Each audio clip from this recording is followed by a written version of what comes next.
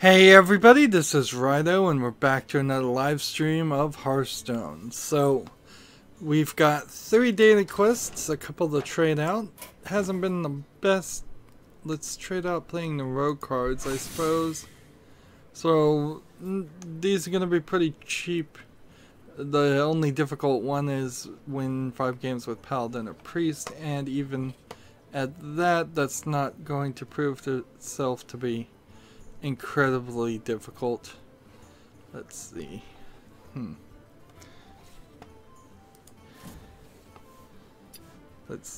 I'm trying to figure out where I want my chat. I guess I'll keep my chat on my phone and while we cover the news. We also have a Tavern Brawl. I think. Nope, we don't even have a new Tavern Brawl, which is good. That means I did all the other Tavern Brawls. So we are good to go. Yeah, there's nothing new. So Paladin or Priest games. We're at rank 18, which tells me not to play that. Let's instead... Man, I did not realize. Some of these guys are really far from 500 ranked wins. I was thinking everything was a little bit closer. Here we go. We'll play Arthas in Wild. Ranked play. And let's move forward. Make sure Nightbot is playing. Twitter notifications. Actually, it shouldn't be Twitter notifications. It should just be Twitter. Arthas versus Troll. Of course, looking directly at Twitter is going to get more news, which is not a terrible thought. We want to play cheap cards, but we just kind of want to win too, so we're good. There we go. I guess I'm a little out of sorts right now. Just having not warmed up as much as I should have. I'm a little lost here. Let me turn on the light in my room. That way I have that feeling of being awake. Speak your peace. So this deck is built all around having 1 health character, so when you play this, you get Divine Shield.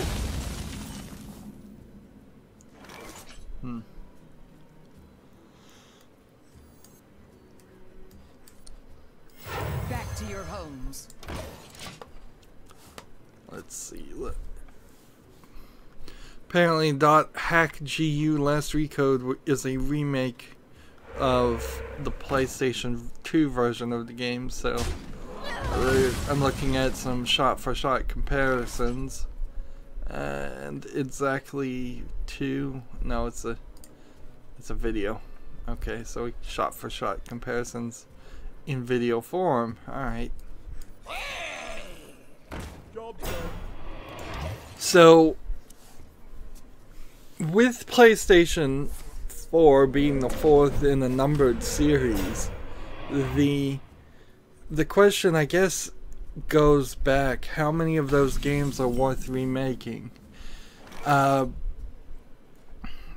kind of a funny way,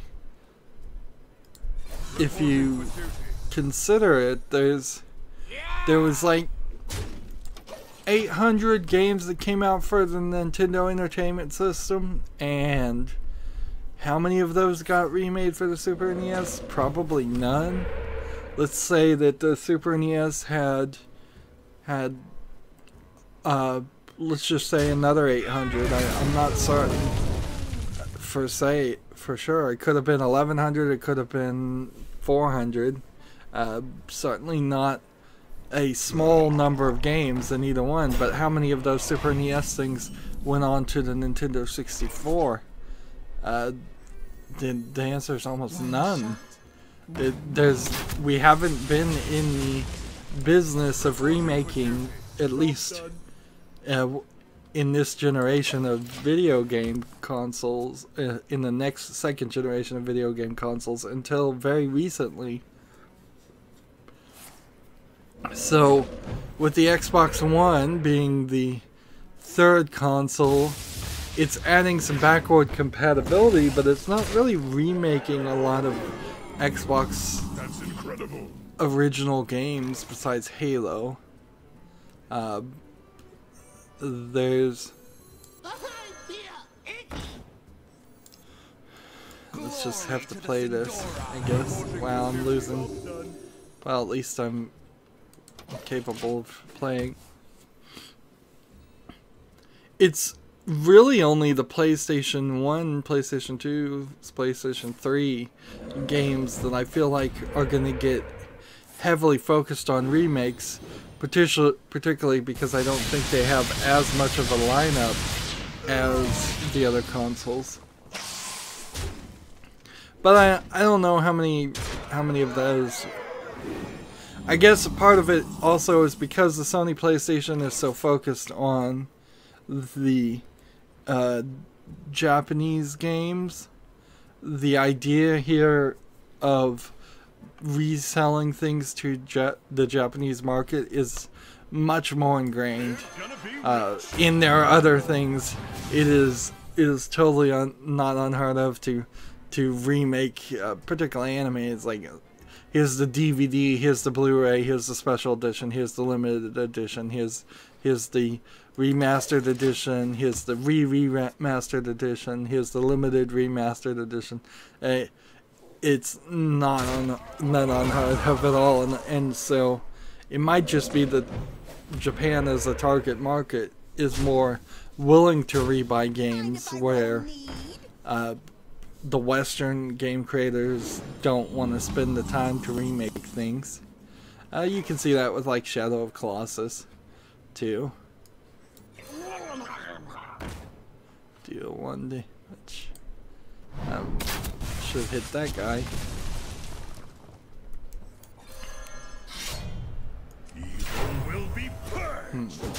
Well, as far as .hack/GU last recode, it looks better.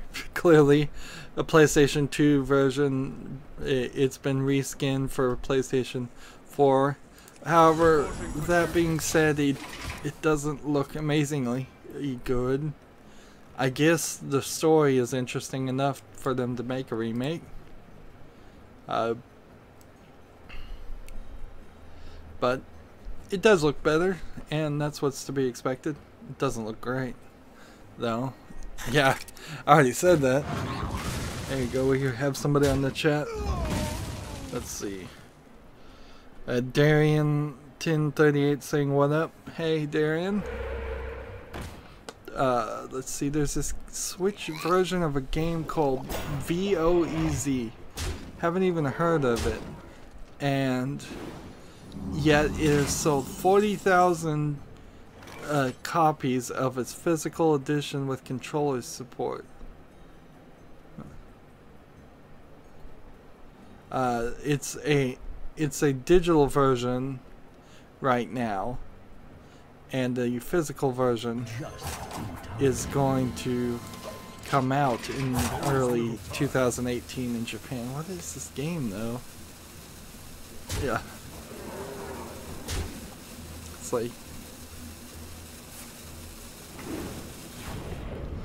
let's see, unlike the digital version, which is limited to touchscreen controls and portable gameplay, the physical version will offer controller operation mode that allows users to play the game with buttons as well as in TV mode.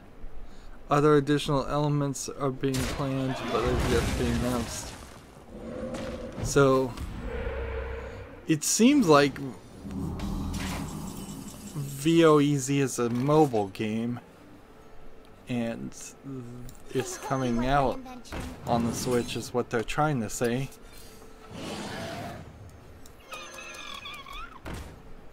I'm about to lose, but play those cards anyways. There's apparently a way, if 2 people are playing Fatigue Warrior with Dead Man's Hand, for them to go back and forth forever. And so in one tournament, one game went for over an hour, and people were incredibly bored by that. And because people were incredibly bored by that, they're asking Blizzard to change the rules. Turns out, though, if you make it to turn 90,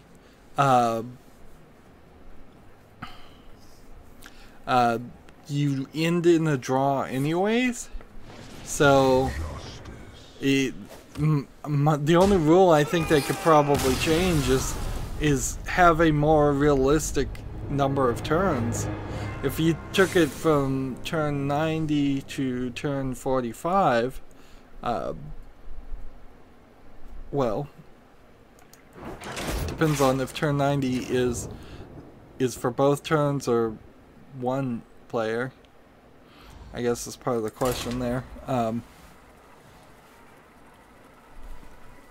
Like, if one player has 30 cards and one player has 30 cards, then there should be 60 turns, and then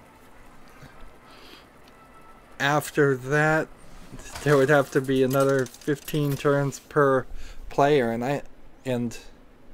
that seems kind of long.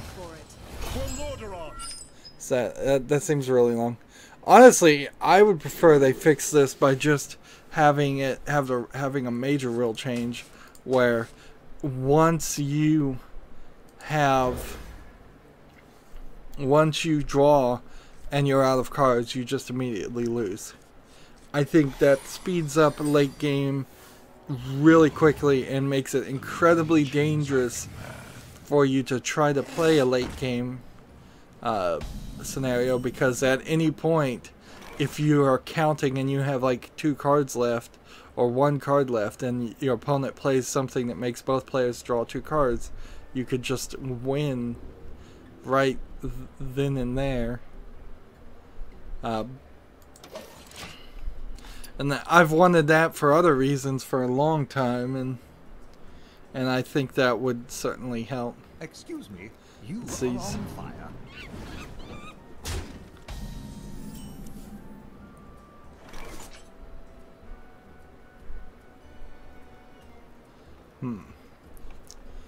So we will see what happens, I suppose. Just play Back this. to your homes. And play this.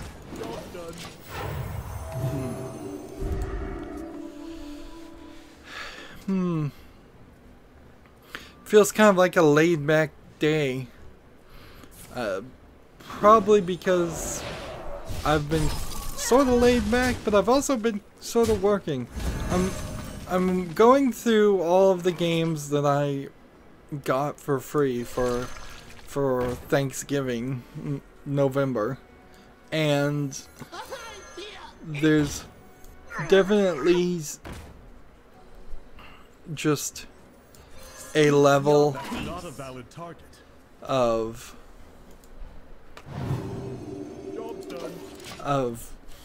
bad games that I'm only spending like 30 minutes on, and I don't know if I'm going to really mess up November and have only Hearthstone and these games air, so there might be only 30 episodes, or it'll probably be closer to 25 episodes that air on top of Hearthstone for that entire month. That would allow me to jump forward and just move into December, which would be nice.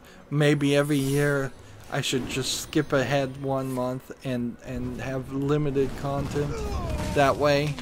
Or maybe I'll just double up on the content and play more games that I've got for free. I have probably enough to do 2 or 3 episodes of some game. I've only found out of maybe 10 to 12 games, I've only found 2 or 3 that I actually want to play.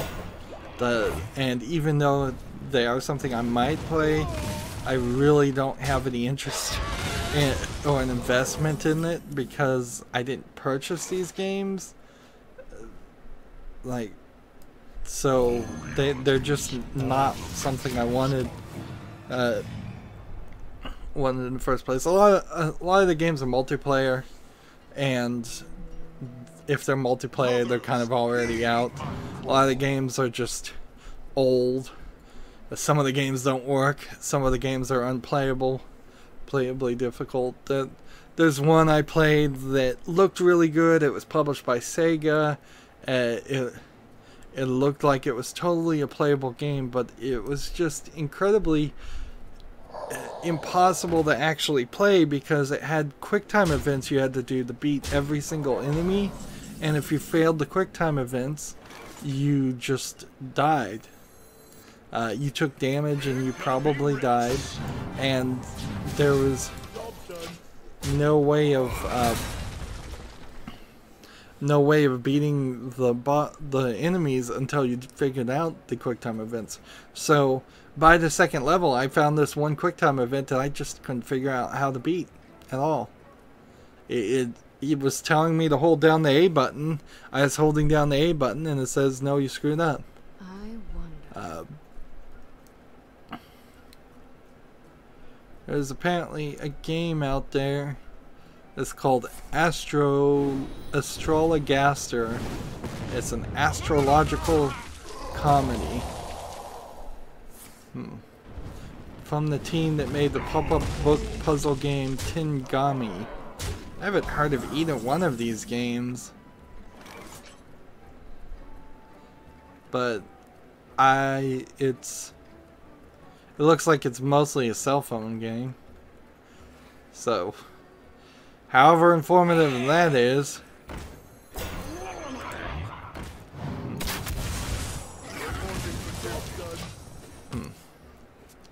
Like, new game out.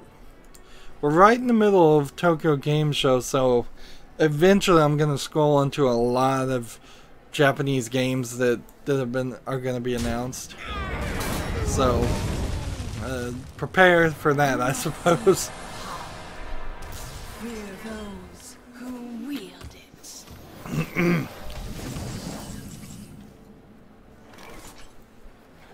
Honestly, I would much prefer to see a bad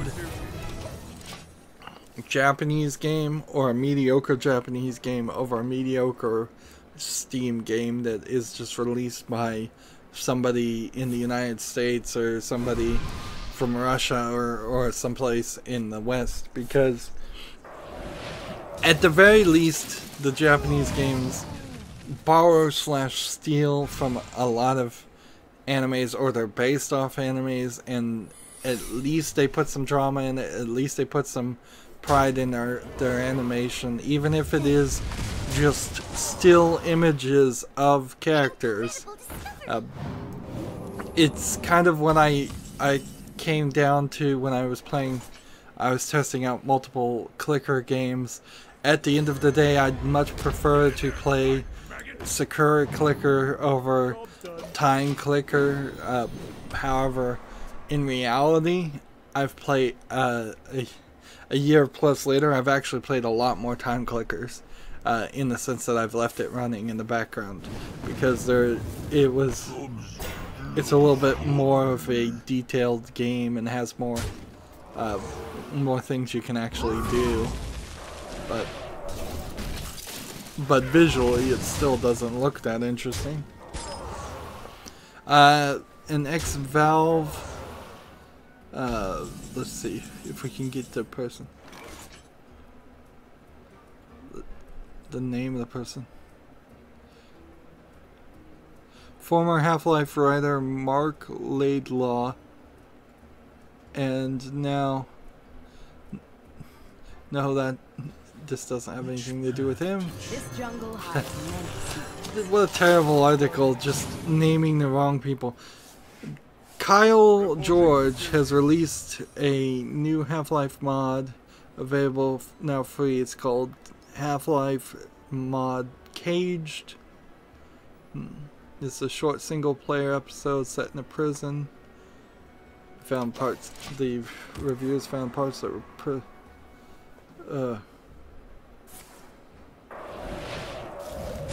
so I don't even know what Kyle George. He worked professionally through several studios, including Monolith, into Valve, to work on Team Fortress 2 and Portal 2, Level Down, and then back out again to Guerrilla Games. He's also... So, does he work for Guerrilla Games right now? Or... So, wow, they're really stretching this to say that this guy who used to work for Valve put out a Half-Life mod. He's a video game programmer. How he had time, I don't know, but maybe he doesn't actually work for a video game company right now. Darian asks, what is your opinion on Fatigue Warrior and Strength? I haven't experienced it myself, but it sounds like it is not only yet another meta deck that is going to be very frustrating for people to run up against, and something that inherently people are going to try to play just to but it's gonna kind of like Jade Druid, like people are gonna play it because they think they can win with it. As more people play it, I'm gonna see it more often. As I see it more often, I'm gonna be very frustrated with it. I don't like any late game strategies particularly, and the idea of a strategy that's specifically designed to be post late game is not something I want.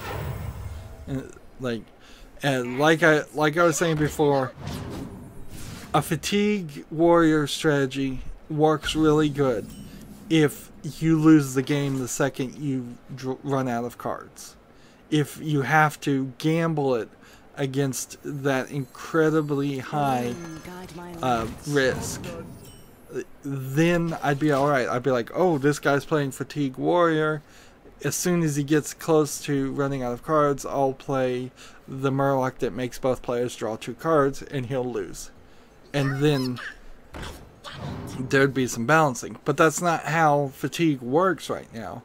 Instead, even if you're playing Fatigue Warrior and trying to win, it is somewhat built around the concept of your opponent playing all 30 of their cards and then dying, taking 30 damage from fatigue, which is like 7 turns. 7 or 8 turns after you've run out of cards, which is way too long. Way too long. So, I don't like it. I don't like it.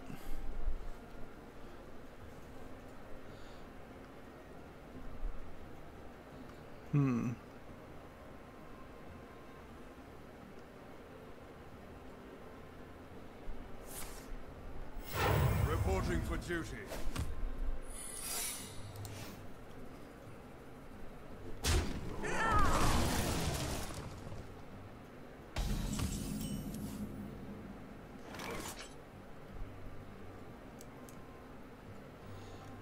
Here's an interesting bit of news. Let's look at the... Let's see. Darian says, I don't either. Do you watch Rick and Morty? Yep. I definitely have gotten into Rick and Morty. I was a little late into it, though. I only started watching, I think, halfway between the break of the first season and the second season. So there was a lot of people that were talking about Rick and Morty and suggesting it to other people, and I was kind of ignoring it for a little bit. But I eventually did get bored enough to watch TV. Sadly, I'm at a point where I am not very even willing to watch anything on TV because it means I would have to turn on my TV input to my TV service provider, and it's just not on that input by default anymore. It's now always to a computer or to a streaming box to watch Netflix. So that's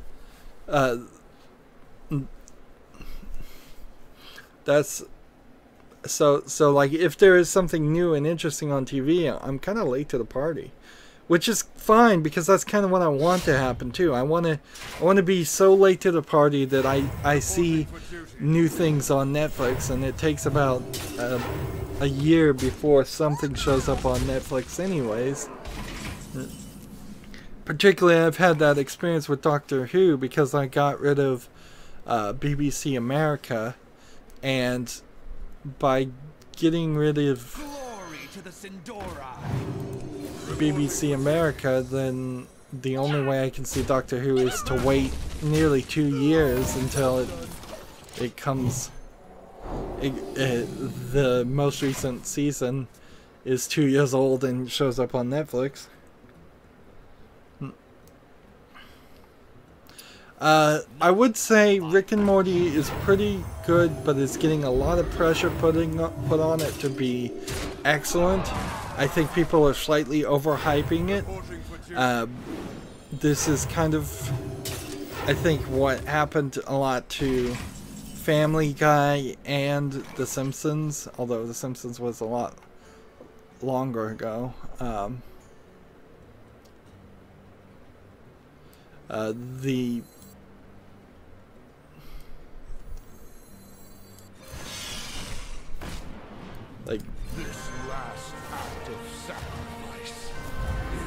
So when like Rick and Morty did their most recent one, Morty's Mind Blowers, that was really just a clip show, and it takes too long for them to make their episodes like The Simpsons too, and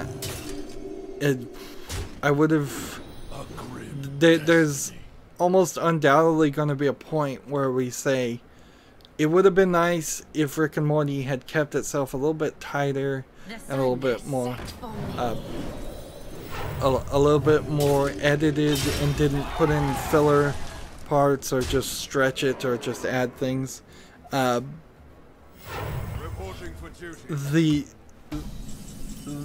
is that underlying story that they're trying to tell, that they're kind of teasing, but then there's also a main desire just to do random episodic things that don't connect, and they've gone too far into the episodic stories to actually get away from that and not do that. So I wouldn't be surprised if they have to commit most of their episodes in the next season to tell a linear story. It feels like they're committing most of their stories in this season to an episodic story. And as it gets more and more linear, there's also a fear I have of it being on Adult Swim, because there's the Venture Brothers. Like, the Venture Brothers has been telling this incredibly long episodic series, but they take years and years of breaks in between just to show you maybe 6 episodes. So I'm having a very bad experience watching the Venture Brothers, and anybody in maybe 10 or 20 years from now, when that whole thing is wrapped up, they'll be able just to watch it in a whole one quick run and barely have 30 episodes to comment on it.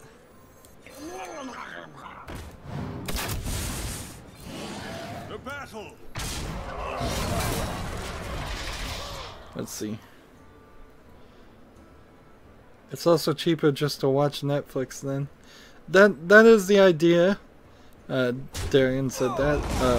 That is definitely the idea, is that I just wanna get to the point where I can get rid of everything except for Netflix, and maybe even Netflix. So little TV, I watch so little TV right now that I would be perfectly fine with it.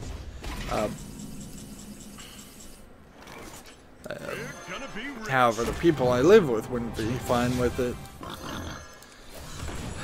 So that's why I still have it.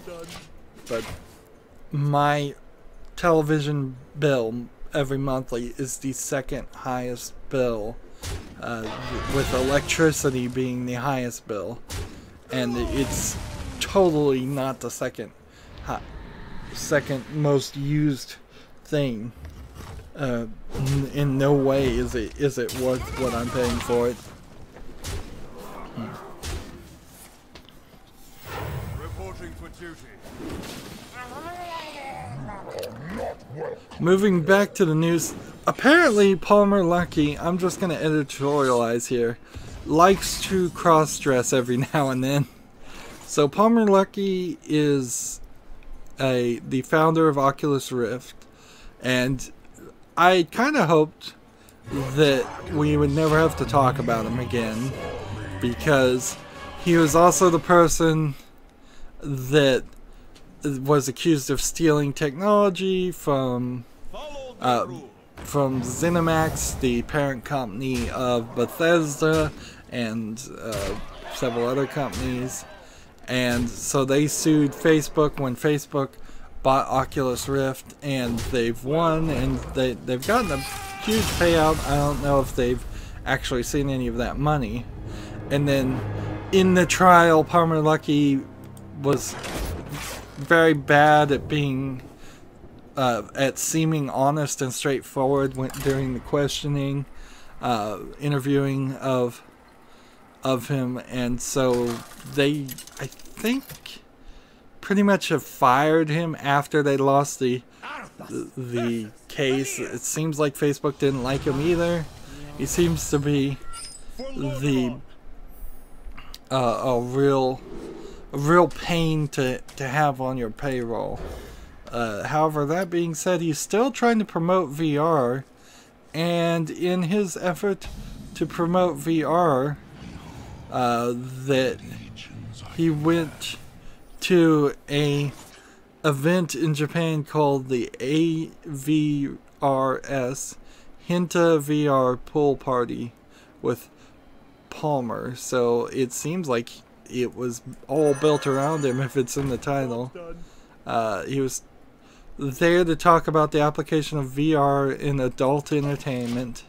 I guess particularly in this case, Hinta, which is animated porn entertainment.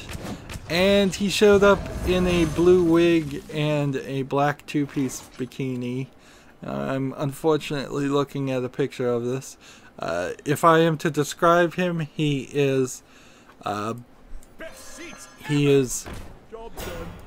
what you would call a ruler-shaped body, slightly overweight, but not incredibly overweight.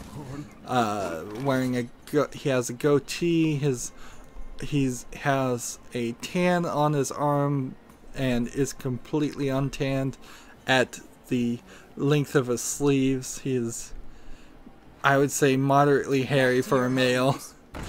And he's sitting here in a black bikini, and to his right is a small, I imagine, Japanese lady in a pink wig wearing the exact same bikini, and she's kind of just an average Japanese lady.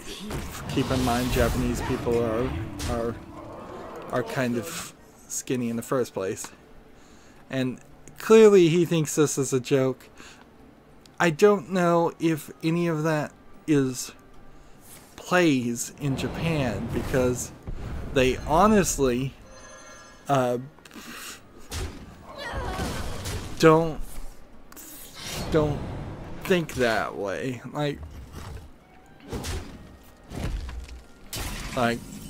if he was cross-dressing in Japan, there is cross-dressing certainly, but it's, since Japanese people tend to be skinny and it's easier for Japanese males to make themselves appear female, it's kind of a underground, unacknowledged underground.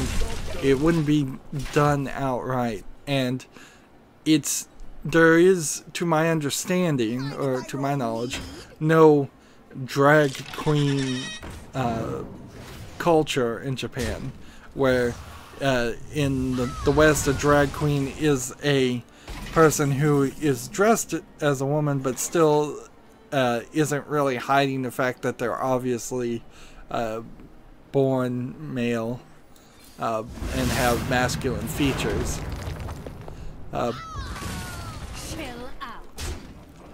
So that's more where he is. And so while Japanese do like to be polite to foreigners, I imagine they are very much thinking that he's just a homosexual and probably saying, look at this weirdo behind his back. Here's another picture time where he's dressed as Quiet from Metal Gear Solid, and in that instance he's wearing a black bikini with black short pants and torn leg stockings. There's the first thing they ever tell you when you're cosplaying is cosplay your own body size. And he's really making a perfect example of this, where he is not cosplaying a character that matches his body size at all.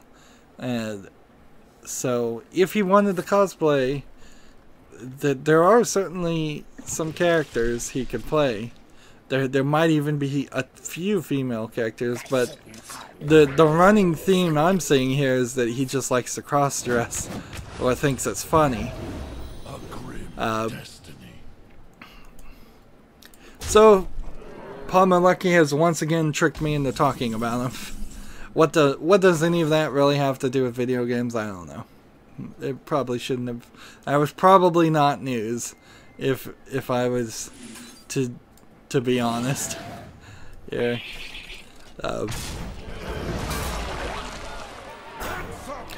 Please disappear, Palmer Lucky, and never show up. You do nothing but cause trouble in the video game industry, and clearly that's what he likes to do.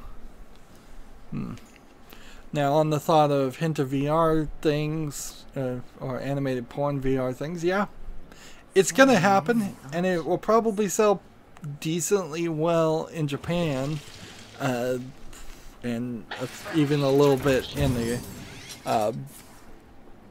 around the world. I think there's kind of a prohibitively high expense there, even for niche sexualized products, which have a tendency to be incredibly expensive. If you're looking for good quality fuzzy handcuffs and things, even for that, there's $600 is a lot for a VR system. And I don't know if Japanese people really would want to spend the money on it. But clearly what they're trying to do is they're trying to apply the old adage that Betamax and VHS were at war with each other when they came out many decades ago, and Betamax was not the one that had porn, and thus VHS became the standard for a very long time. However, a ton of things have changed since then. VHS 1 because it had porn, because there was only one other way to see porn at all, and that was going to a adult theater, if there was an adult theater anywhere around you. That's not the case now. Now you can get porn online at any point you want it. Answer for your crimes. How much?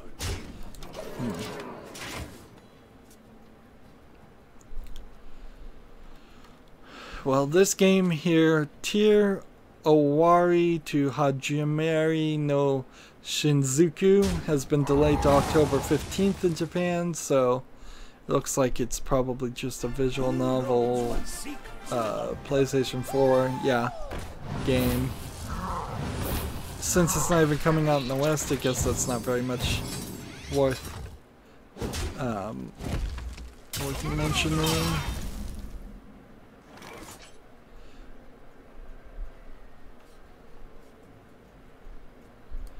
Put your faith in the light. Reporting for duty. The battle.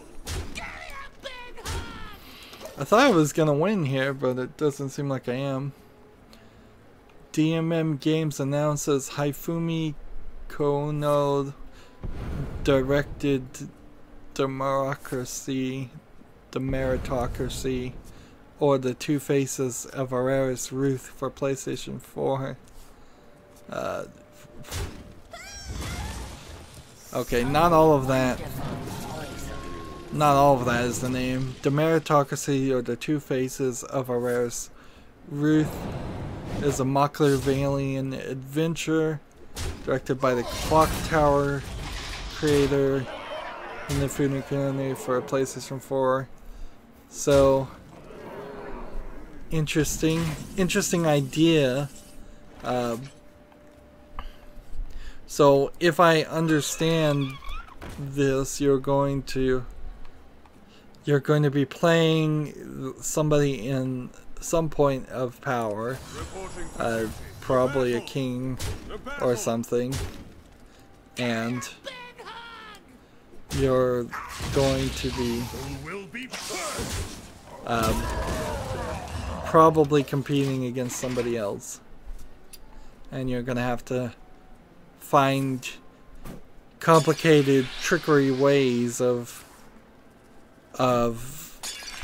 staying in power and not getting overthrown.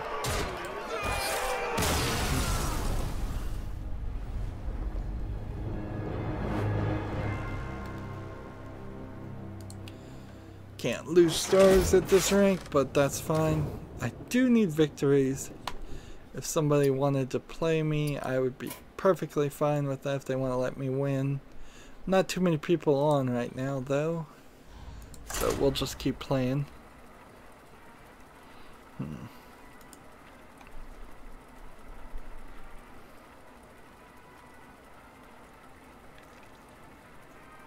Let's see, what else do we have on the news? That's not news. That's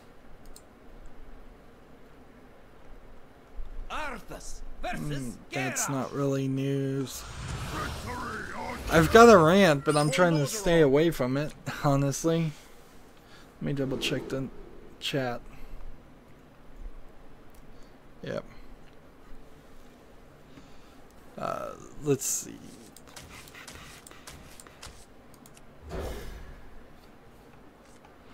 The South Park game is now gold.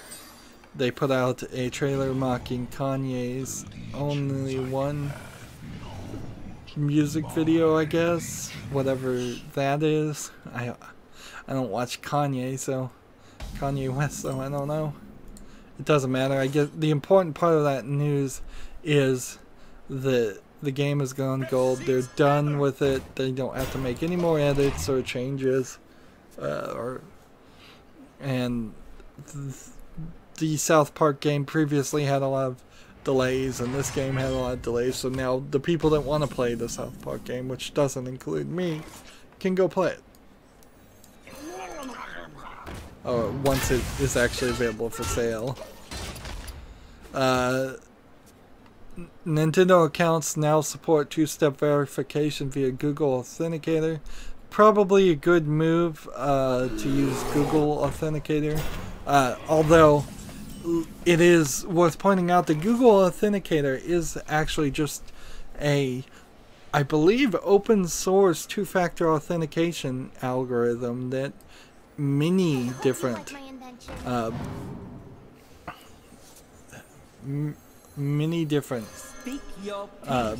programs use.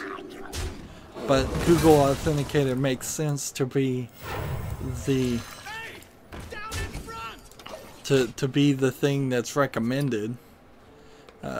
Being open source is a little bit safer, and frankly, I would not trust Nintendo to do anything securely and correctly, because there's just too much craziness. Reporting for duty.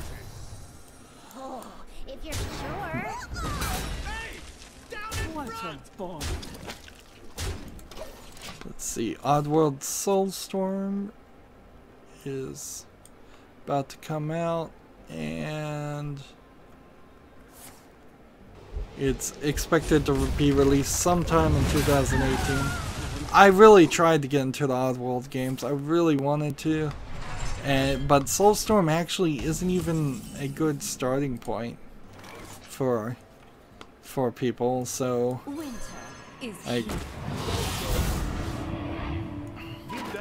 honestly, I think I said this when I tried to play the games. Even the remakes weren't quite good enough. They weren't up to snuff, and they kind of just need to abandon the Oddworld element to it. If the company that makes Oddworld, which I believe is called the Odd Gentleman, or no, it's called Oddworld Inhabitants or something. If they had just done a new series based on that. Well, no, done a new series that's not based on Oddworld, but had a lot of the feeling of Oddworld, and just tried to reboot and restart again. I think they would do better and get more of an audience. However, I don't know if they actually know how to make a good game. So I'll keep an eye out certainly for the new Oddworld game, but I'm kind of keeping an eye out with the expectation that it's going to just fail again. Here's a article. It says DDR memory is twice as fast as DDR4 and is slated for 2019. So DDR5 memory has been used in video cards for a while now, and I don't know what the real standards are. So there is an element where like the core DDR4 speed is much lower than what most people are using because they have the extended memory profile. So let's see. Like DDR5 is expected to double the data rates of DDR4 up from up to 3.2 gigabits per second to 51 gigabits per second. No, from 3.2 gigabits per second to 6.4 gigabits per second. So the standard as it's defined is going to be so they effectively doubled it.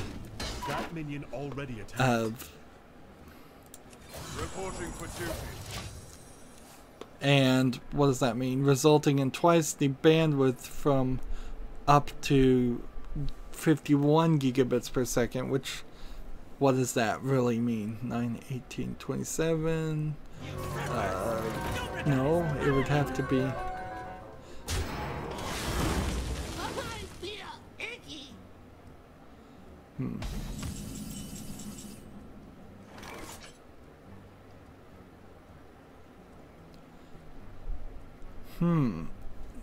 It seems to be like they're implying that you could have 17 slots of RAM. That the standard allows for that. The battle! The battle! Answer for your tribe! It says that the bandwidth goes from 51.2 gigabits up. No, here it is. They've written this sentence so badly. Wow. What they're trying to say is that it used to be the total bandwidth with multiple sticks was 25.6. So if you divide 3.2 gigabits per second into 25.6, that should be 8, or just about 8. 8, 16, 24, plus 8 times 0.2 would make 25.6. So the standard it was, you could have 8 sticks. Each stick had 3.2 gigabits per second bandwidth in DDR4. And now you can have 8 sticks that are 6.4. Now, is any of this guaranteed? Or is this a minimum standard? I'll give it a shot. I don't know. That's the part where we're gonna have to find out. Let's see. The base frequency will be in the neighborhood for DDR5 of 4,800 megahertz or 4.8 gigahertz. So DDR5-48, that's a tick higher than the recently announced DDR4600 memory. And so that's where you get into the complication where you can buy DDR4 RAM that is a lot slower than that. So you might have DDR4 that is only maybe 2200, maybe even 1200 megahertz. So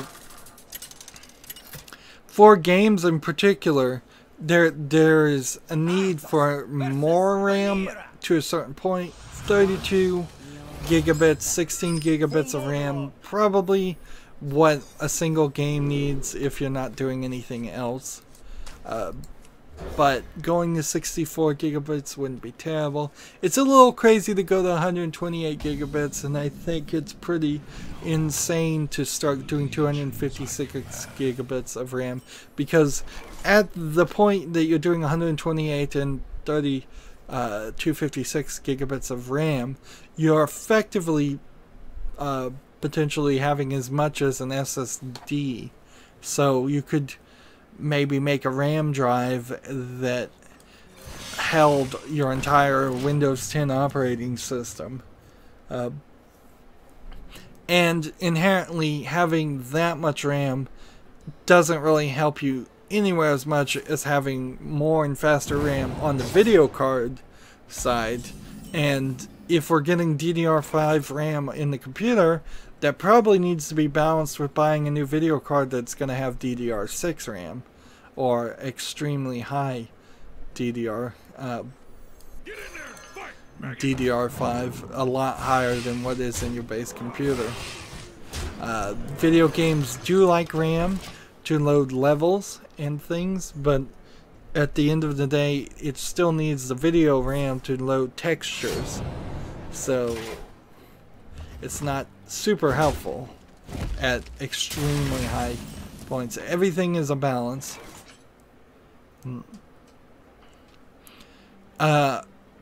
It's nice to see that they're finally going to DDR5 though, because they took way too long. It should have been done probably 2 years ago. The fact that we have so many different frequencies and the extended memory profile on DDR4 is because the standards organization didn't do their job and get a new standard.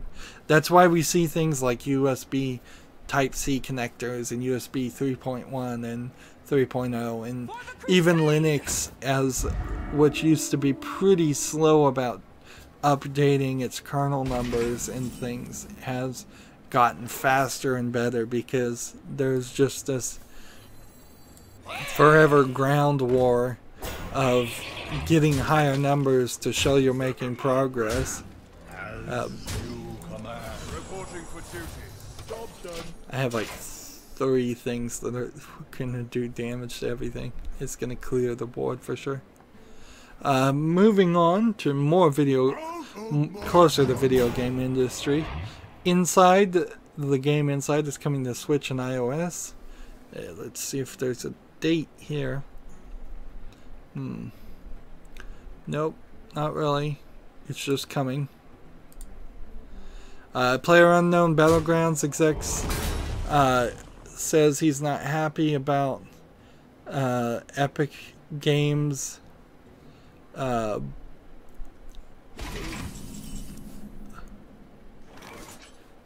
the way he thinks that Epic Games used PlayerUnknown's Battlegrounds to promote Fortnite Battle Royale, which is kind of the same style of game. And they did say something along the lines of they were going to consider pursuing legal options. This is going to be fun.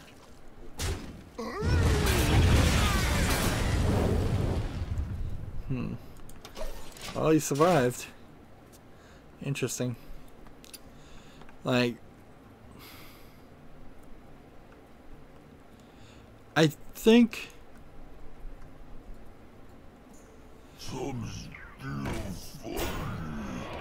what his argument here is he's trying to make a kind of complicated argument that Epic Games, who develop and sell the Unreal Engine,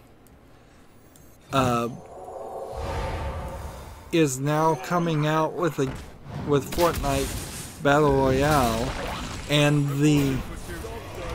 therefore this game that they paid royalties to own the engine for the Unreal Engine, the same company kind of has stolen the thunder. Inherently, it's almost a valid argument. It's like, this company that makes the engine that we bought and used, and a lot of people buy and use to make games, on the other hand, is making direct competitors to our games. And also,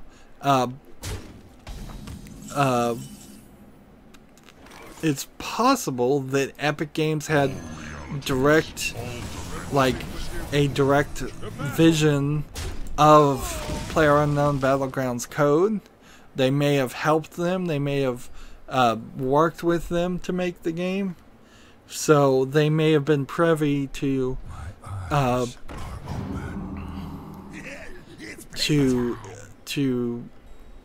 corporate secrets. Inherently, you would want Epic Games to not compete with people that you're selling the engine to.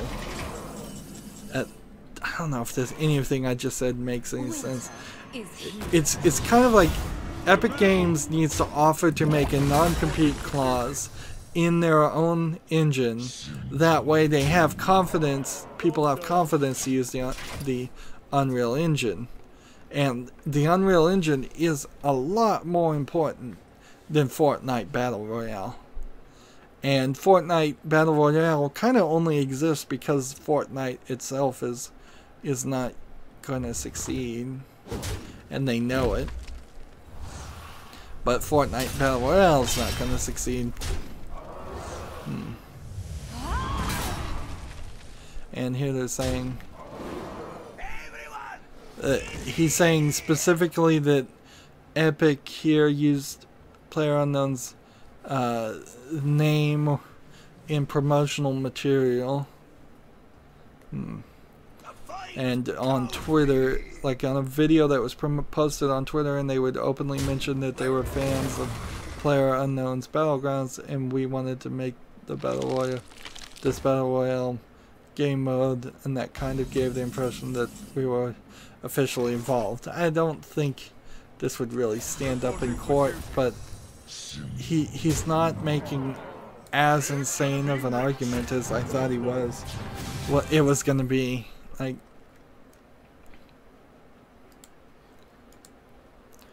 Like, imagine if you were writing a book and you were using Microsoft Word to write a book, and then all of a sudden Microsoft came out and they published a book exactly like what you had written. It would not feel very good, at the very least. Particularly if Microsoft had somehow seen your book because you saved it in the cloud. Or if your book comes out and people know that it was, and it becomes really popular, and then they just rip it off. It's really two arguments, I imagine. It's like Epic ripped off PlayerUnknown Battlegrounds success. They wouldn't have made a Battle Royale game if it wasn't for the fact that PUBG was successful. That is obvious. And they were also in a business relationship with PlayerUnknown Battlegrounds, so they kind of screwed over their business partner. How much? Let's see. Speak your piece. How much? There you go. First win. First win. And we've still got some news. But we've gone 45 minutes too.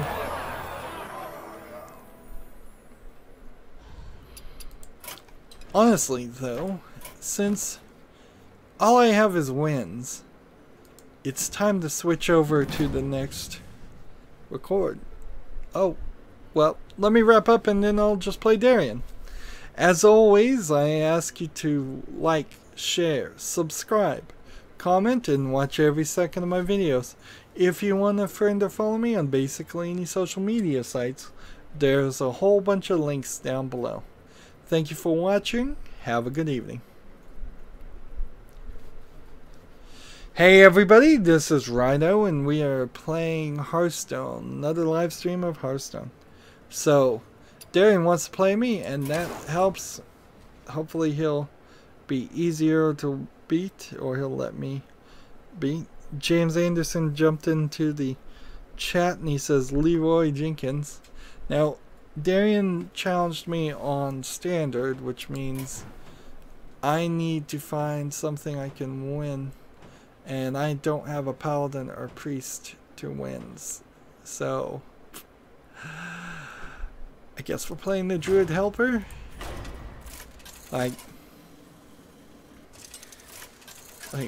I guess I'm gonna have to get a standard paladin or priest deck built if Darian can only play me standard, which might be the case.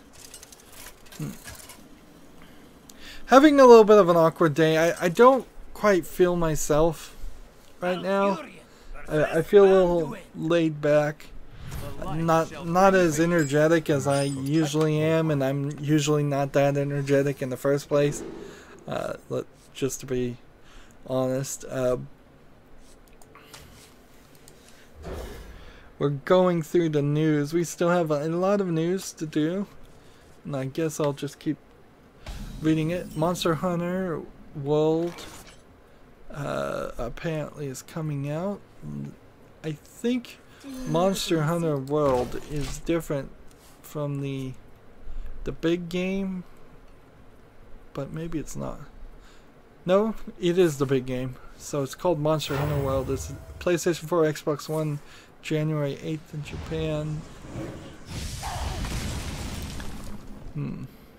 In Japan, it will only be released on the PlayStation 4. A PC version is due at a later date, which is probably a chance that there actually won't be a PC version at all.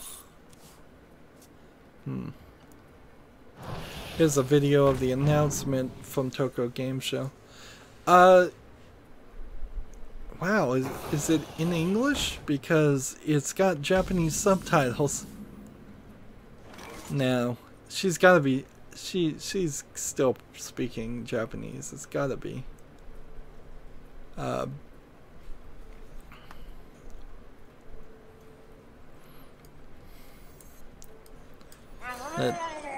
I was awake during the time that these announcements at TGS was happening, so I could have live streamed it all, but Japanese companies claim copyright on things regardless, and all of this screen that I'm watching right now is in Japanese. So while I could get the general idea of what's going on, most of it would be lost on me. I would need probably just, how could I frame it? I would need to be close to completely fluent in Japanese to understand what they're saying, like to even get the general idea of what they're saying. It would be nice if Monster World succeeded in the rest of the world, but I don't know if it really is going to. It's a little bit weird. Join or die, or both. We'll shuffle these.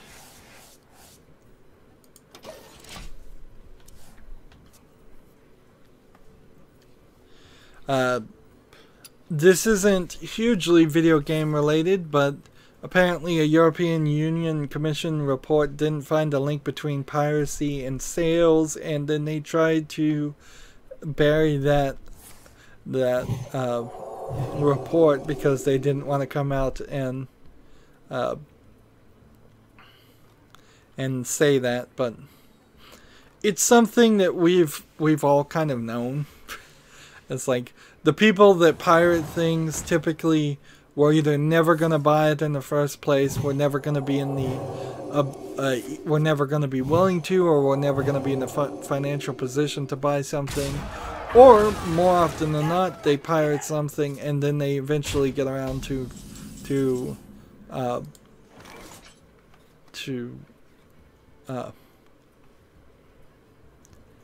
actually buying the thing. Gadgets and Gazette always Hope gets you the like my scoop. invention.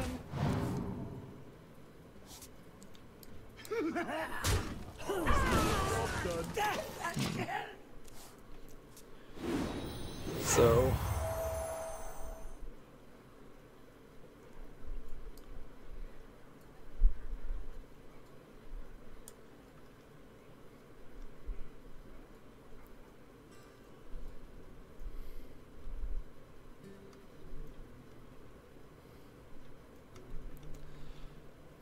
You wish to live forever. Is someone injured?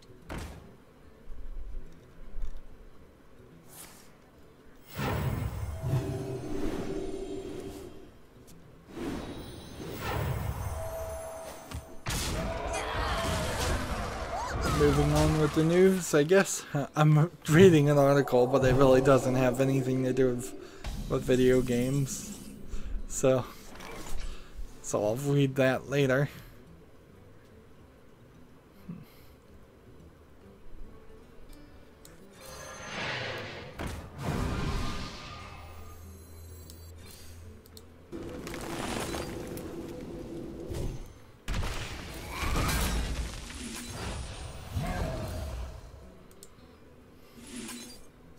done.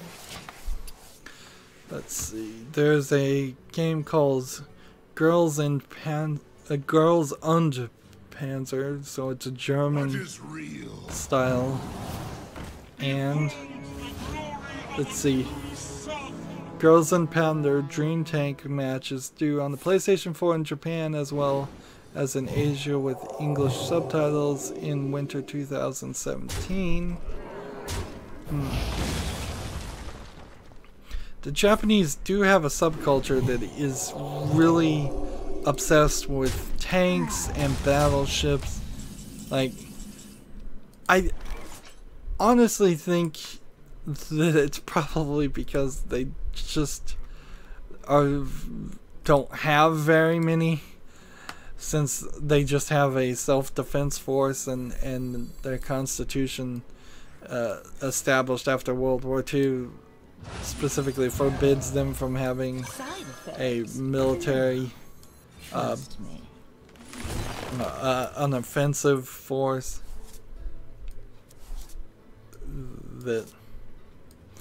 so they just don't have that kind of militaristic thing.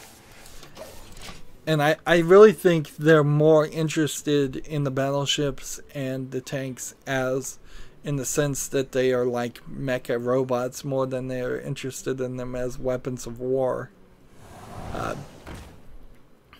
Similar is probably true in the United States and probably a lot of other countries too, is that kids haven't really seen tanks in action or battleships in action. They just see them on cartoons as interesting things, and that's where they're getting their interest in it, is what I'm guessing. Let's see. Do I have any real news here? Or do I have... Super Mario Run adds a big update to add new levels, a new mode, and Daisy. Too little, too late, in my opinion. Super Mario Run is long time.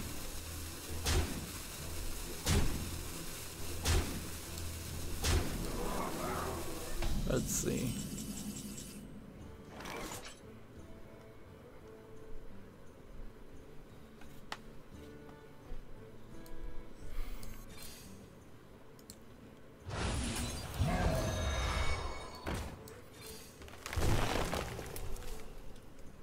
Let's see. We can play this. We can play this. For the wild. Job done.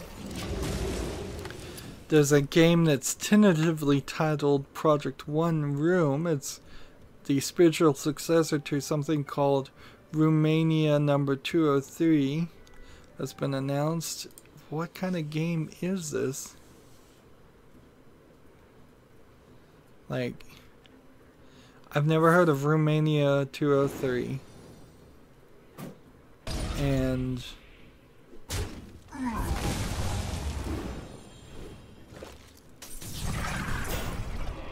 is it a horror game? Is it a escape the room game?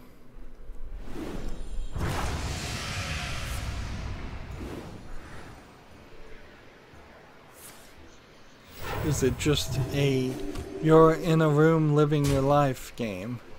Well played. Man, there is no details. And that trailer told me nothing.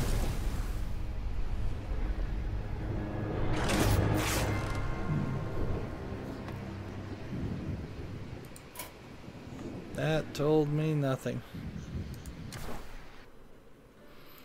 Well, before Darian challenged me, unless somebody wants to give me a wild challenge right now, I think I am just going to switch over to the Asian accounts.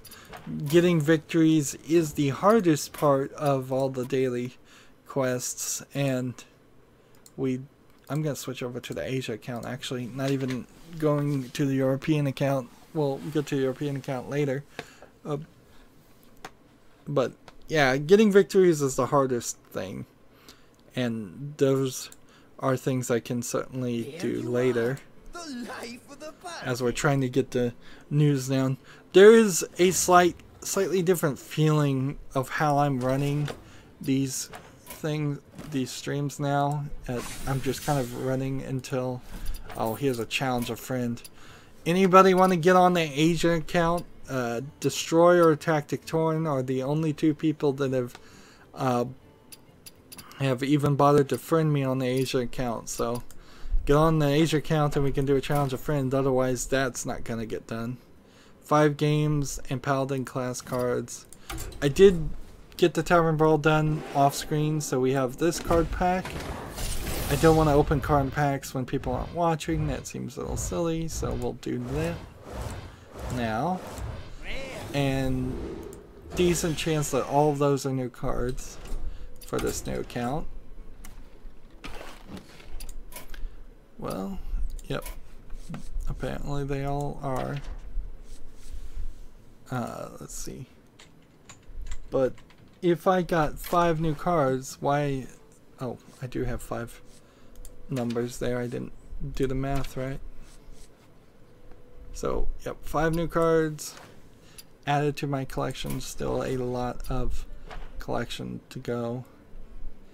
And I need to play Paladin class cards, which means we need to delete some custom thing, and we'll just get rid of this.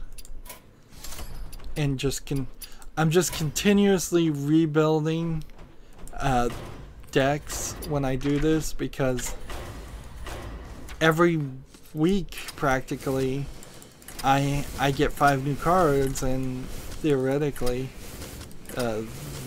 that means rebuilding the decks could potentially give me cheaper and easier cards to play. Or if I'm not getting 5 new cards because of that reason, I'm getting new cards because I'm leveling up. So there's our cheap Paladin cards to play. Let's go in here and start playing them. Let's look at the chat, just make sure nobody said anything. As long as the chat isn't broken, nobody said anything for about 20 minutes. There's a game called The Game Paradise Crushing Mix, which launches November 30th in Japan. It looks like a kind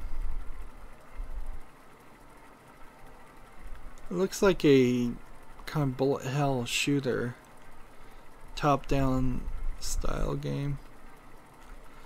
Although it seems like instead of shooting planes, you're shooting cats and other things. Your soul shall be mine. I will fight with honor. These Gametsu articles are very short. Very short. But honestly, in the video game reporting, like, a lot of times that's all you can do is just a short recap of the single sentence that people tell you about their game. Like, I imagine press releases for video games often are incredibly small. The light dims, but we fight. Steam has a sale going on called the Dark Dames and Adventure Games, which is an interesting title.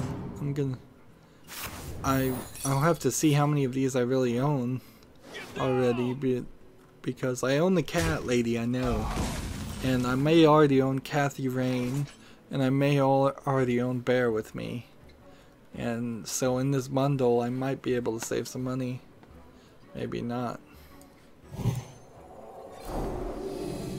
Repent.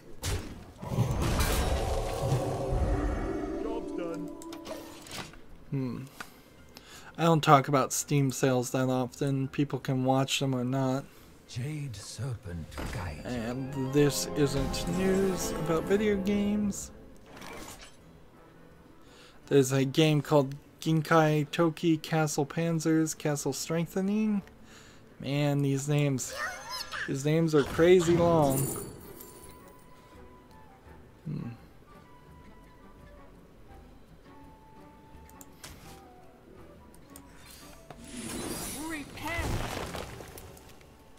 Just get rid of that.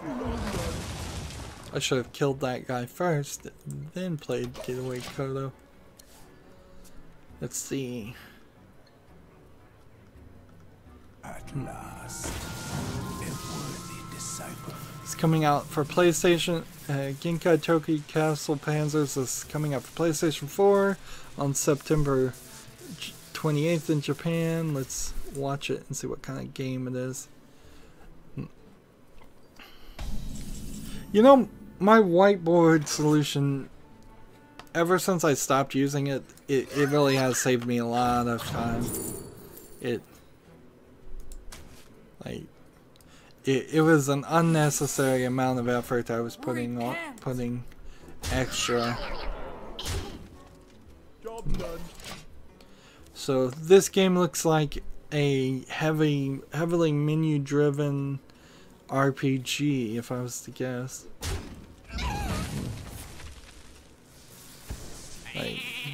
Doesn't really look like anything that interesting. What was that? Something just turned me into, I think, Mr. Bigglesworth.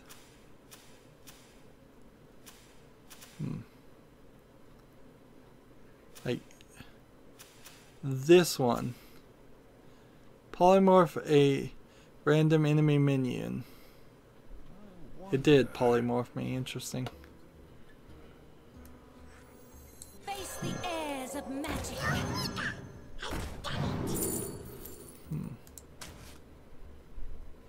Job's done. Man, I take my eyes off the trailer for 5 seconds, and there's a mermaid in this trailer shaking its behind him at me. So it's an overworld kind of dungeon crawler RPG. It's not really a dungeon crawler because it's not in a dungeon. It seems like you have a tank that you can fire, and that seems to be your fight mechanic instead of a team of warriors, which I guess it's slightly changing the genre. Then Of magic. Protect the flight. Job's done.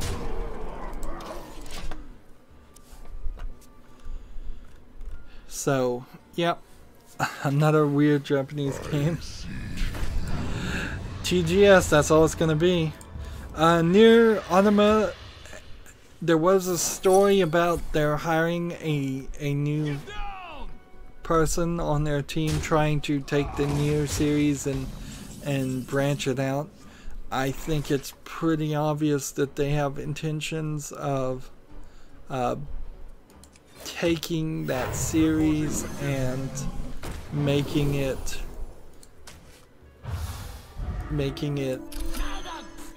more valuable, more profitable, I guess would be the right term. I think their goal will be to probably make a mobile game, probably just have multiple versions, so we will see more Nier Automata or Nier games in the series. Will it be good games is the question. Reporting for duty. Right now, the total worldwide digital and physical shipments has exceeded 2 million of Nier Automata. I think, though, it's still worth pointing out they haven't put out that patch. They haven't fixed it on PC, so this game that was kind of supposed to be an example of Japanese companies are finally getting it, and they're finally going to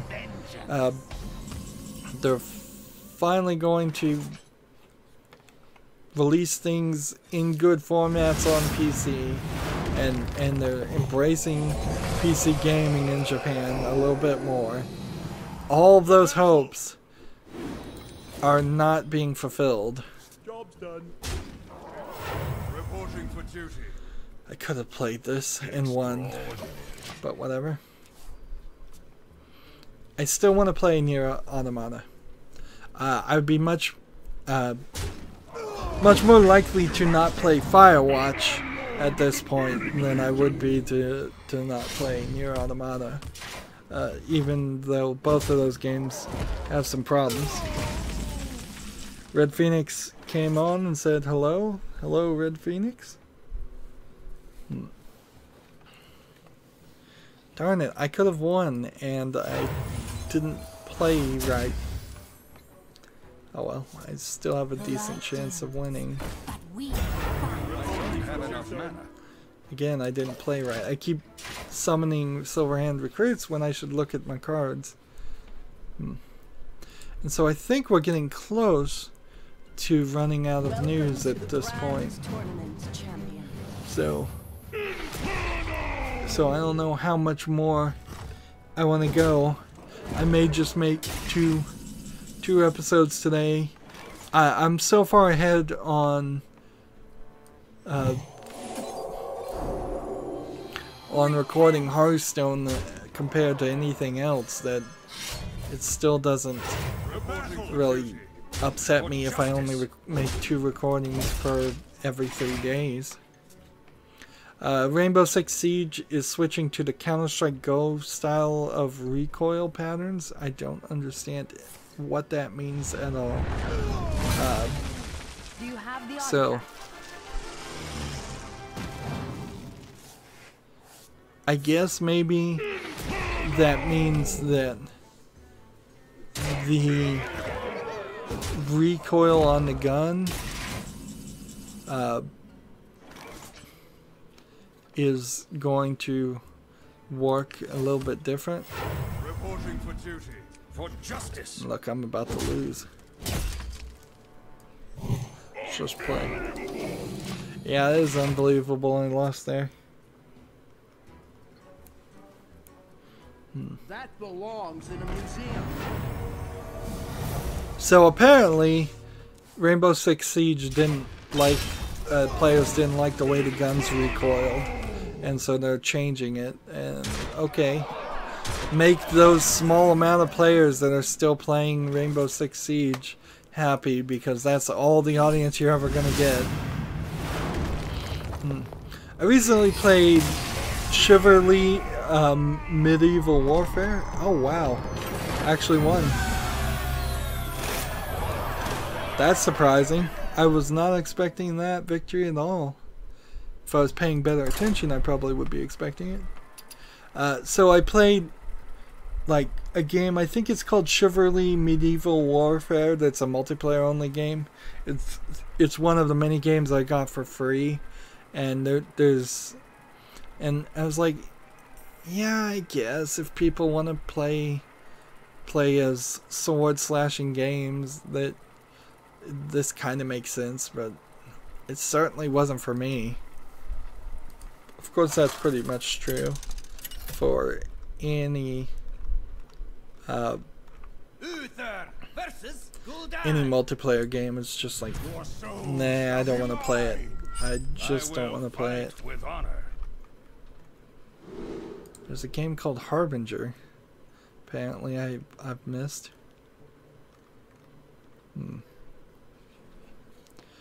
Etrian Odyssey.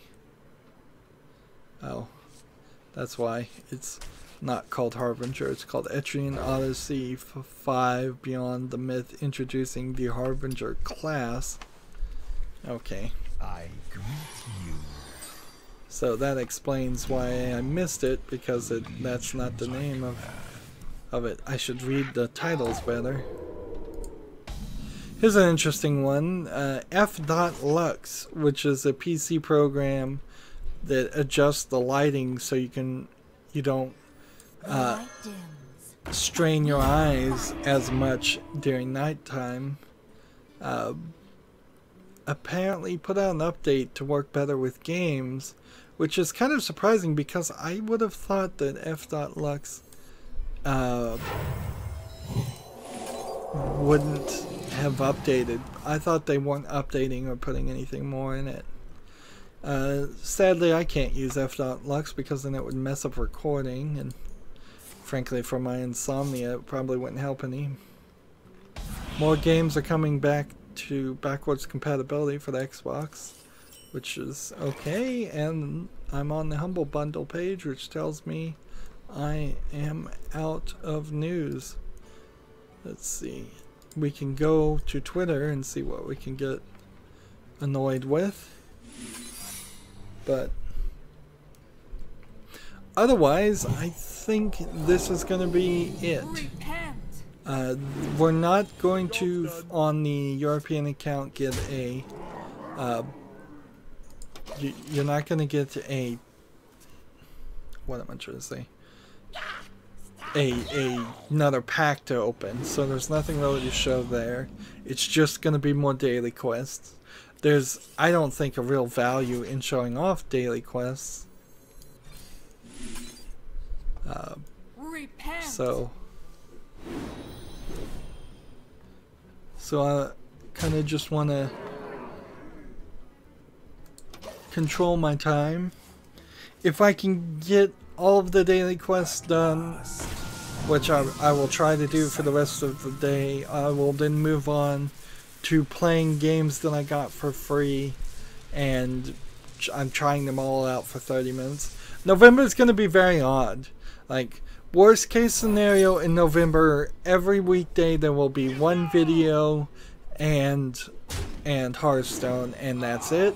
And then that will give me hopefully a buffer to start doing December and get a month ahead, which is what I had intended and wanted to do, frankly, all over this year. And instead of getting ahead, I got behind just because of stupidity and overcommitting myself. So I need to play these cards.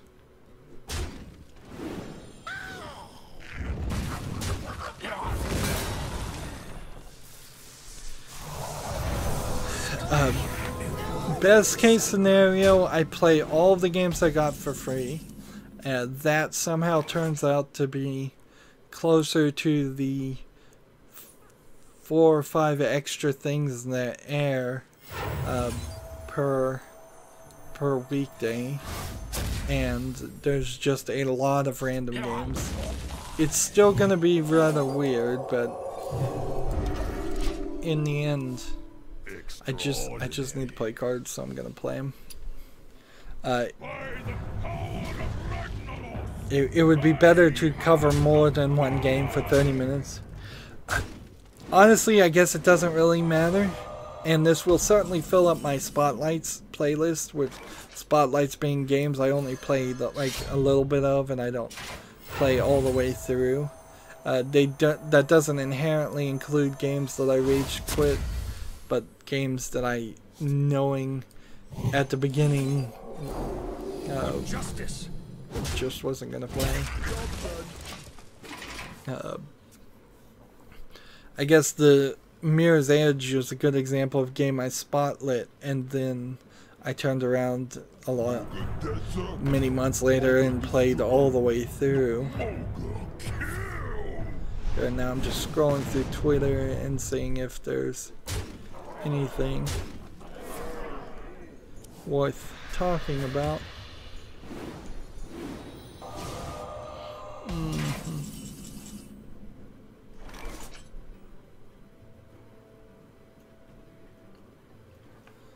Let's see.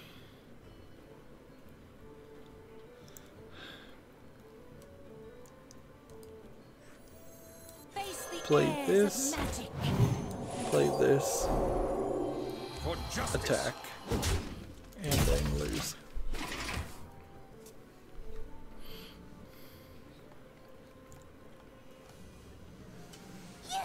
sweet. Why do you call? There is certainly kind of this weirdness too with the way I'm streaming right now and the way I'm doing it. We're gonna go with more of a just limited experience of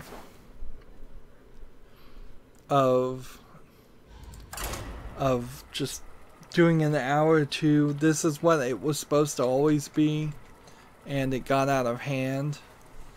I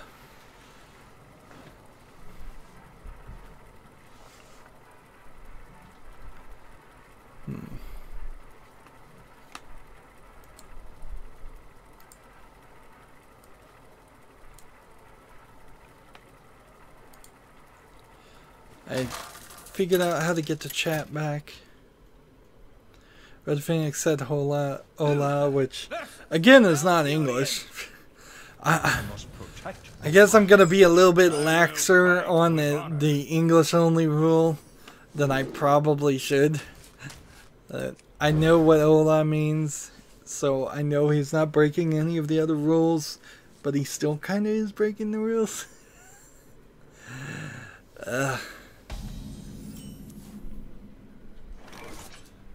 Whatever. Like, I don't want to be super hard and rude about it, but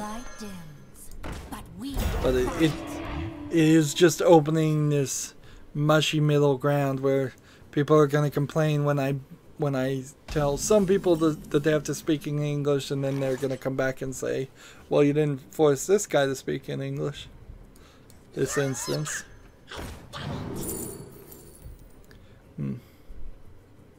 Red Phoenix, sorry, but everyone knows what hola means. Well, that's the thing, is that I don't have a better way to define this rule. Like,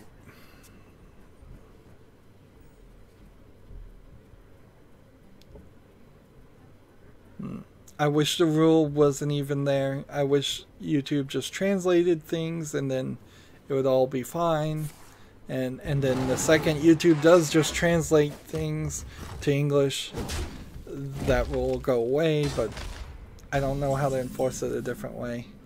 It's like the rules they do in school. They often suck, but they either are gonna be really stringent with it, or they're gonna have hundreds of students complaining that it's not being forced fair equally.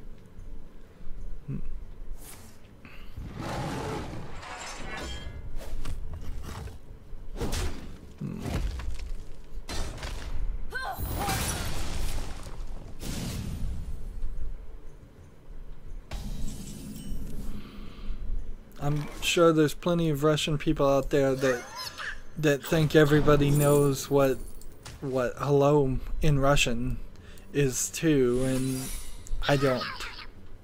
I do know what hola means, but if somebody wrote hello in every single language, I don't know what it means in Chinese, honestly, if it was typed. And there's way more Chinese people on the planet, so a Chinese person would probably assume that everybody on the planet knows what hello means. So he just can't make that assumption. Get down!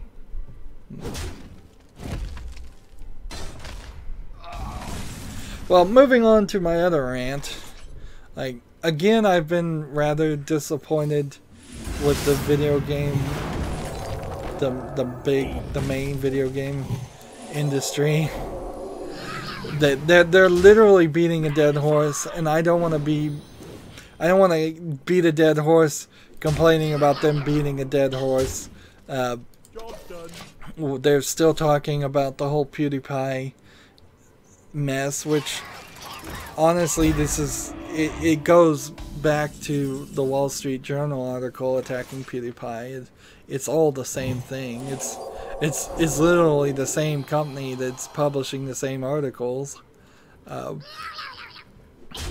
but there's literally no way to to get some people to drop things. It's just like, okay, we heard you. I agree with you even. Now just drop it. And those people are often very, very annoying. It's like, no, we've got to talk about it. No, we have to address this. No, we have to correct this. No, you're not doing enough.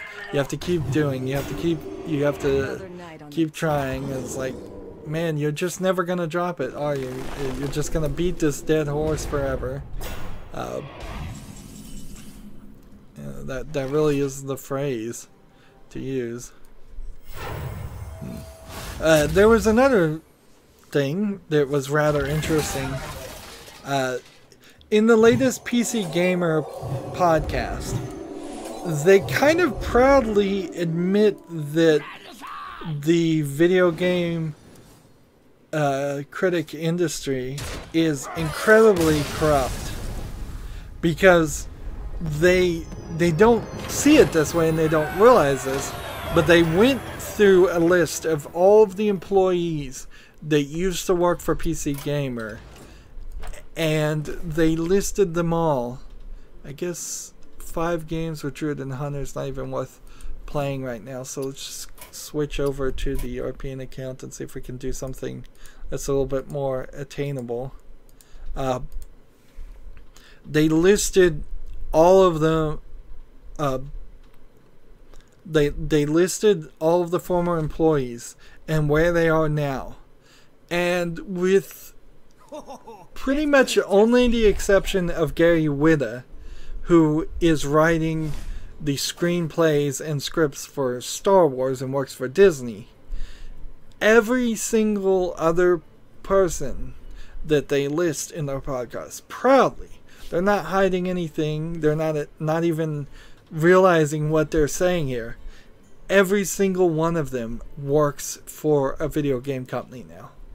So it is just a revolving door, and they don't even realize that that's unethical for somebody who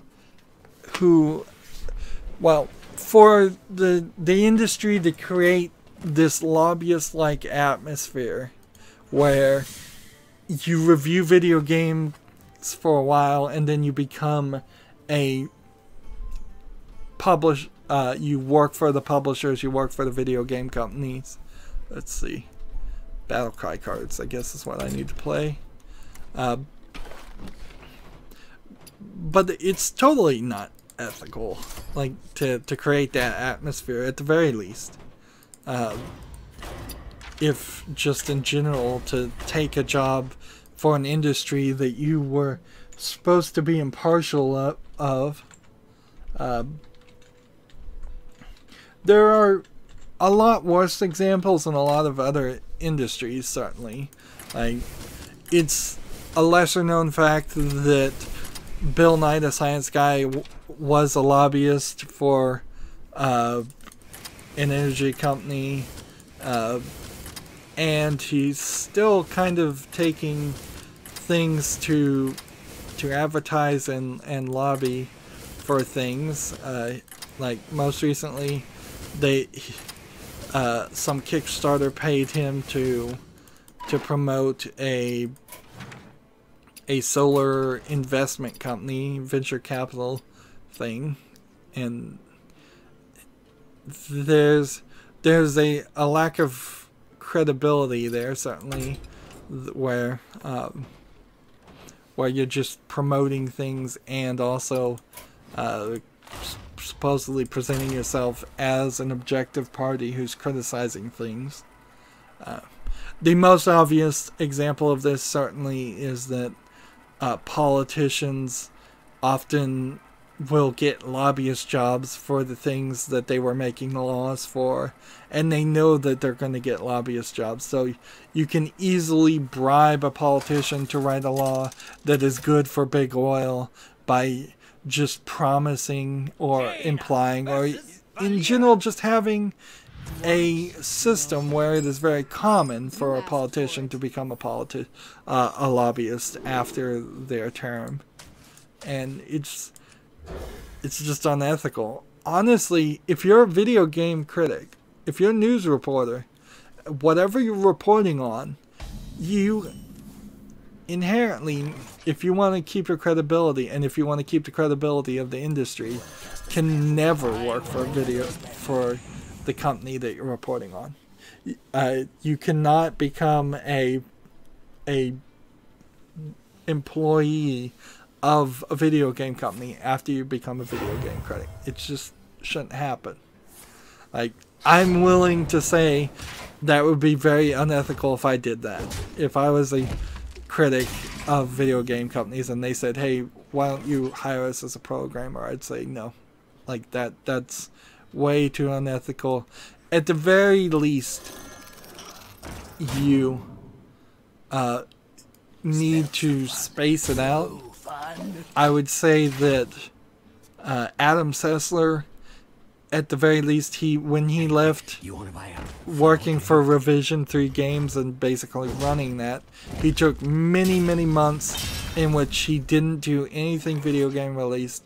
It was as obvious as you probably could make it that he was no longer acting in the role of a video game critic, and he kind of spaced it out as much as possible, which is still probably not ethical, honestly, regardless of how much time you put in it.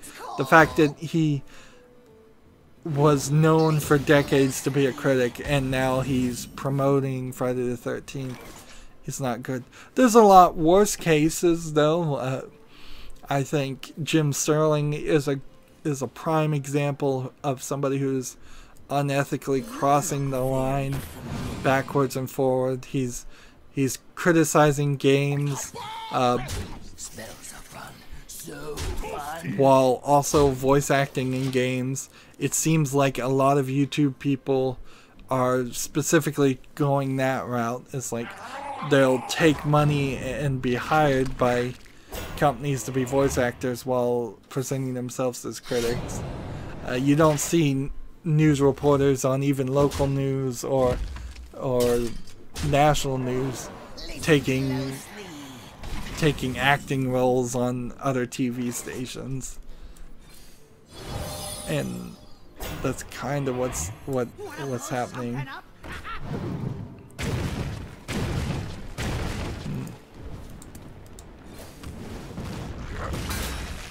So, yeah, there's a lack of ethics in gaming journalism. Who would have guessed?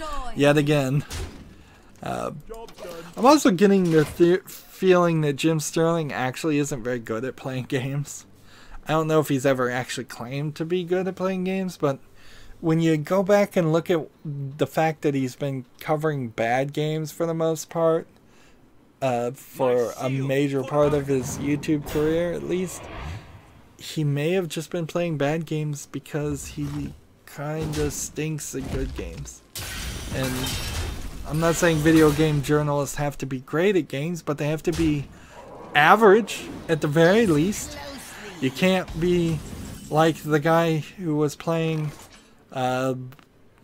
Cuphead, which I think people are probably overreacting to Cuphead, and when real people start playing Cuphead, I think they're going to find that that game is rather difficult. But that being said, the video that came out of the person that couldn't even get through the tutorial was not making realistic level of quality of gameplay, unless the controls are just awful in the game, which maybe the controls are awful in the game.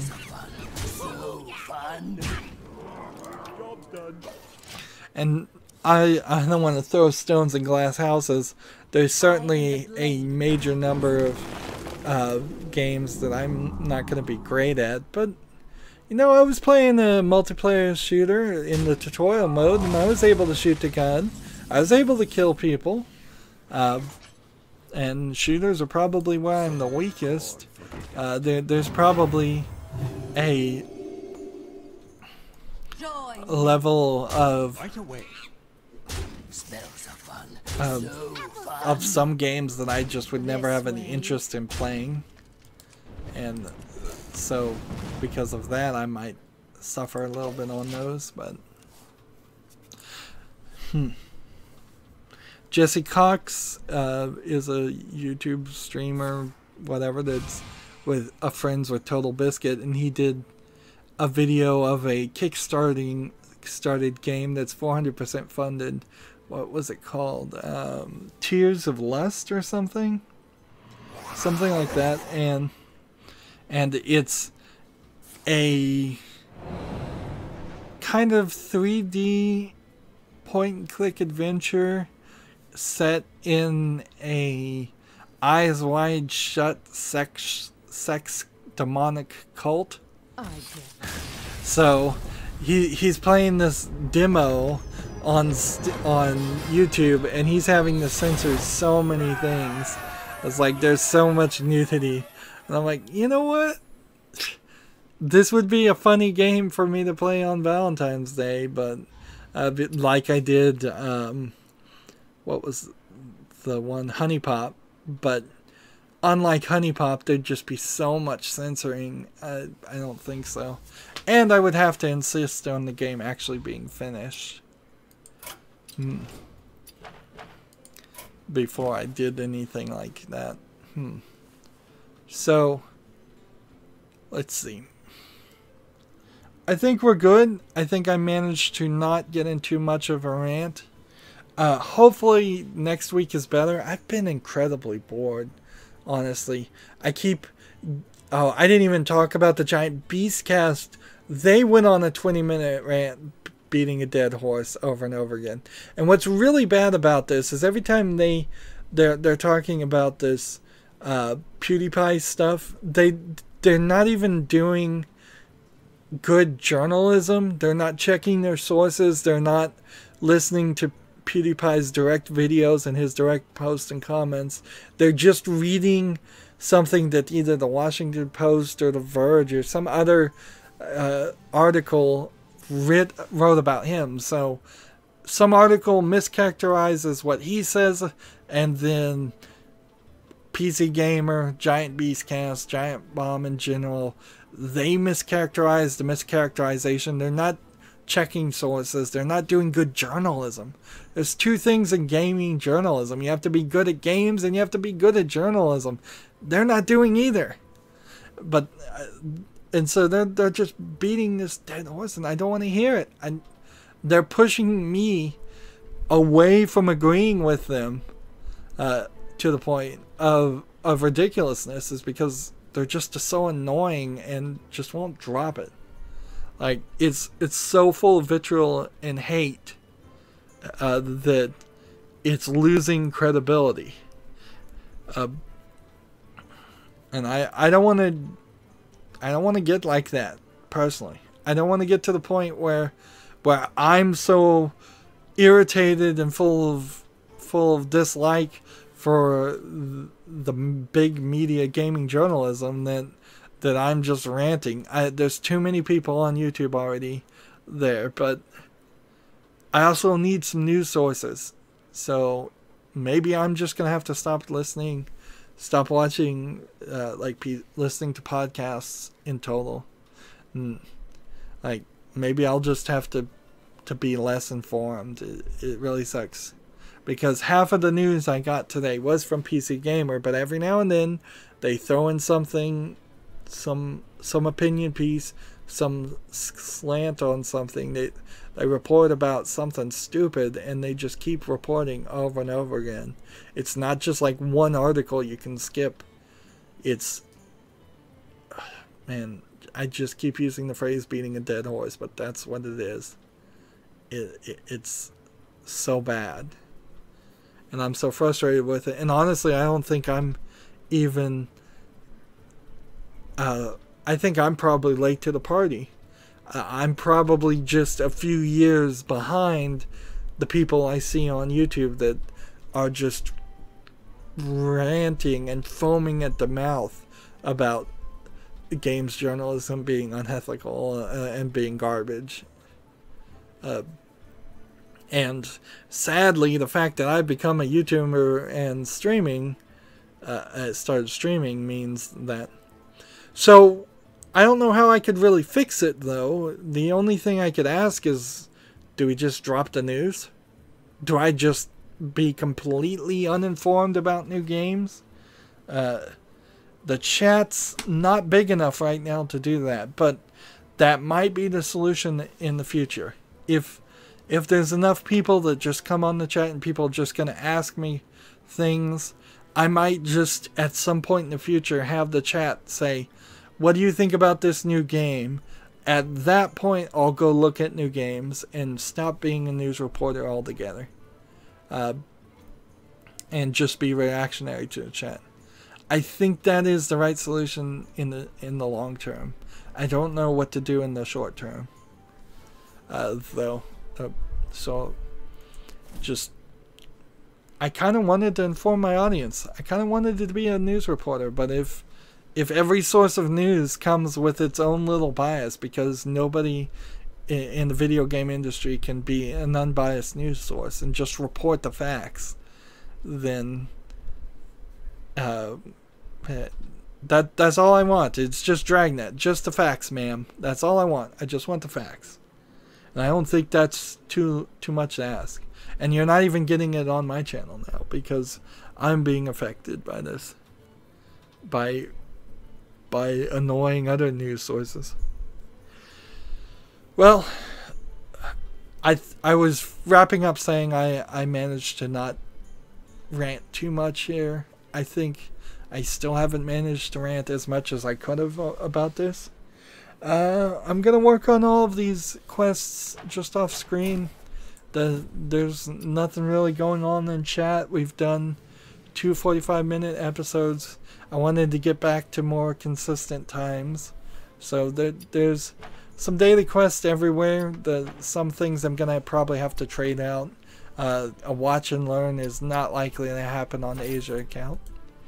That's it for this recording and the stream. As always, I ask you to like, share, subscribe, comment, and watch every second of my videos. If you want a friend or follow me on basically any social media sites, there's a whole bunch of links down below. Thank you for watching. Have a good evening.